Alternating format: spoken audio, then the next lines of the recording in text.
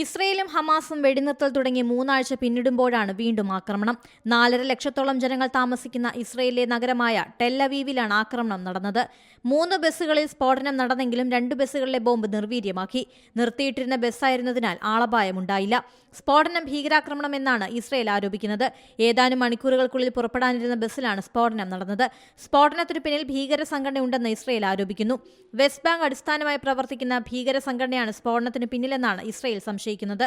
West ബാങ്കിൽ സൈനിക നടപടി നടത്തുമെന്ന് ഇസ്രയേൽ അറിയിച്ചു. വെസ്റ്റ് ബാങ്കിൽ സൈനിക നടപടി ഉണ്ടായാൽ മേഖലയിലെ സ്ഥിതി സങ്കീർണമാവും.